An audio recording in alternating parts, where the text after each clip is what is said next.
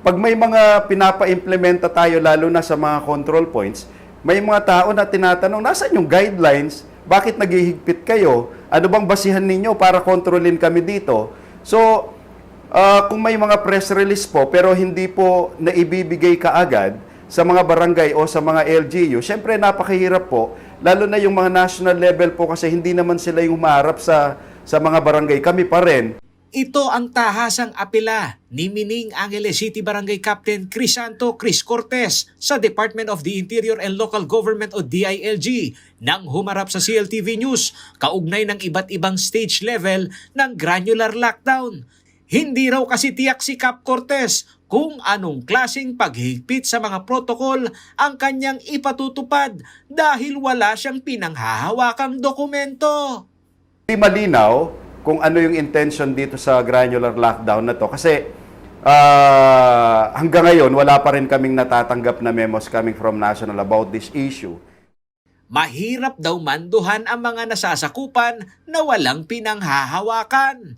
At katwiran ni Cap Cortez kung iutos na mag-realign ng budget para sa ayuda, said na ang pondo ng barangay.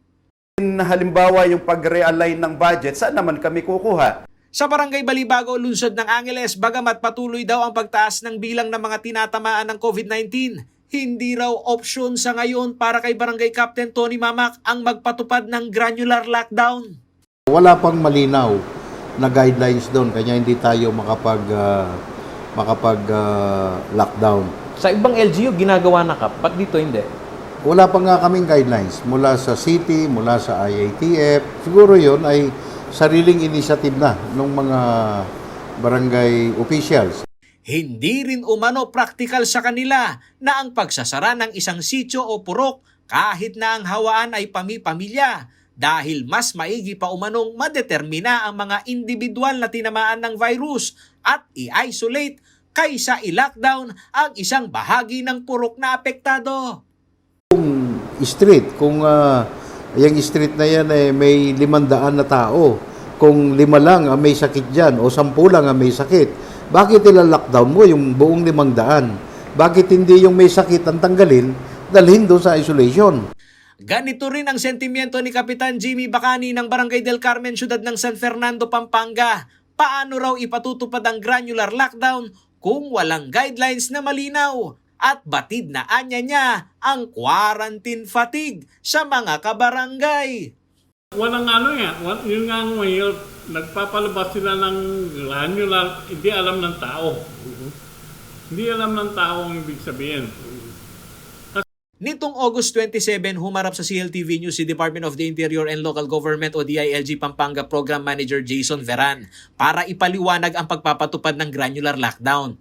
Paglilinaw niya, dapat mabigyan ng ayuda ang mga maapektuhan ng lockdown.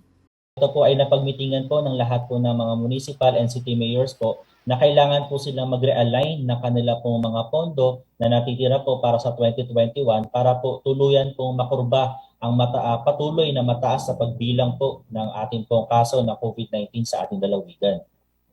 May kapangyarihan din daw ang barangay na magpatupad nito sa pamamagitan ng isang resolusyon. Maaari po magsimula ang suhestyon o mungkahi po sa resolusyon po ng isang barangay sa pamamagitan po ng kanila pong code team or ating pong COVID operations team po natin sa mga barangay.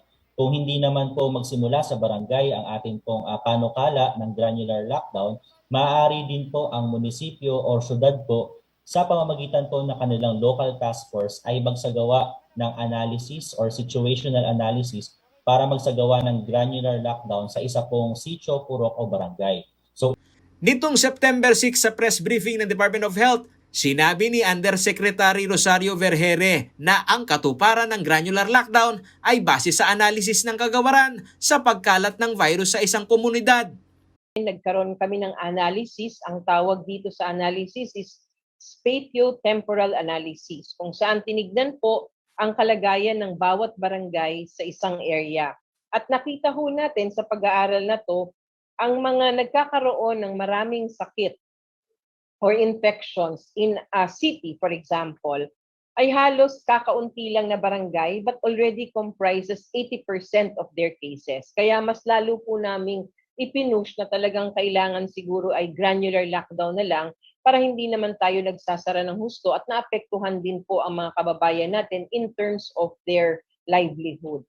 May stage level daw ang granular lockdown at dito katuwang ang DOH sa pagdeklara ng mala ECQ na quarantine restriction sa isang lugar kung ito ay nasa level 4.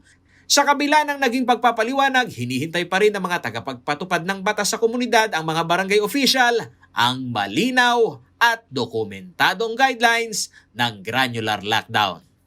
Paulo G. Santos, CLTV News.